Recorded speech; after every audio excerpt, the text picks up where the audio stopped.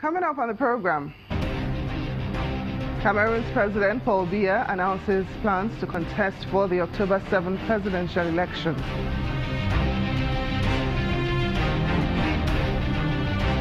Eritrean President Isaias Afwerki to visit neighboring Ethiopia on Saturday.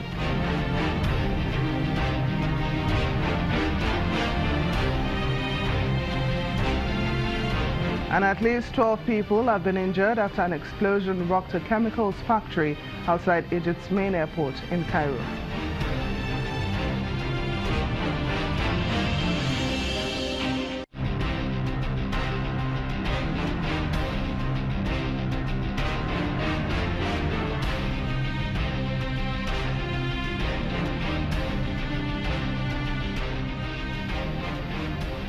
Hello and welcome to the program. I'm Temitope Fagbemi. We begin today in Cameroon, where President Paul Biya has announced that he will be a candidate in the October presidential election that would extend his 35-year rule if he wins. 85-year-old Biya has been in power since 1982, making him one of Africa's longest-serving leaders. Under his rule, Cameroon has survived an economic crisis and moved from being a one-party state to multi-party politics. But it has also been marked by endemic corruption and reversal of democratic gains, leading to the abolition of term limits in 2008, which allowed the octogenarian to run for re-election in 2011. The country is also currently going through a period of strife, sparked by calls for a breakaway state by residents of the English-speaking regions, who say they are discriminated against by the Francophone majority. To diplomatic relations, Eritrean President Isaias Afwerki will visit neighboring Ethiopia on Saturday. The country's information minister, Yemane Meskel, tweeted that the president will lead a delegation to cement the joint march for peace and cooperation. Also, government spokesman Ahmed Shide told reporters that Eritrea will reopen its embassy in the capital, Addis Ababa, closed since 1998 on Sunday. This comes after Ethiopian Prime Minister Abiy Ahmed made a historic visit to Eritrea last weekend, where the leaders signed a declaration of ending the state of war between the two countries. Ethiopia and Eritrea fought a bitter war over territory between 1998 and 2000. In North Africa, at least 12 people have been injured after an explosion rocked a chemical factory near Cairo's airport. Those affected have been hospitalized, but the severity of their injuries is not yet known. An army spokesman says the blast, which was caused by high temperatures at a fuel storage facility. Egypt's aviation minister Younes El-Masri, however, says air traffic at the airport has not been affected.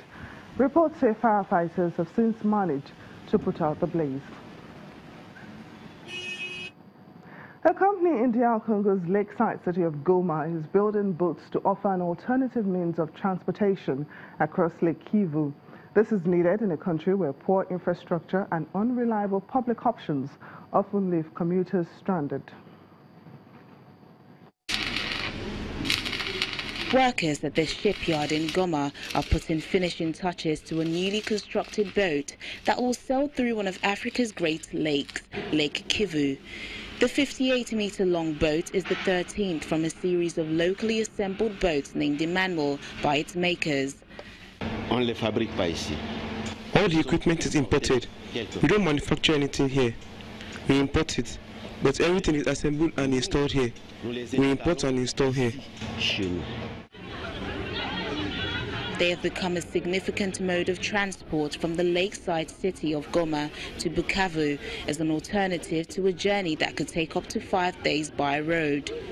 The Emmanuel boats are a brainchild of Congolese engineer Emmanuel Simanyenzi. The vessels are assembled in Goma by a group of local engineers and support staff, most of whom are self-taught craftsmen. Congo suffers from poor infrastructure and unreliable public transport, battered by decades of war and mismanagement. We have no roads in Congo. The authorities do not care. The roads are in bad state. For example, driving from Goma to Bukavu takes at least 5 days by road, but only a day by boat. That's why we prefer transporting our merchandise by boat, because it is more convenient. These boats have become a lifeline for people who have to cross Lake Kivu regularly to trade and connect with family and friends on the other side. A boat leaves daily from the port of Goma to Bukavu and back, ferrying passengers and tons of goods for a distance of about 130 kilometers.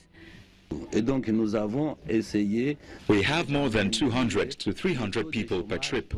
This has also created employment, especially at the arrival point when you find small vendors and small business setting up to cater to the hundreds of passengers that pass through. So that is also money that is contributed to the economy. The company also plans to expand to routes in neighboring countries, with the first one sailing from Goma to Tanzania.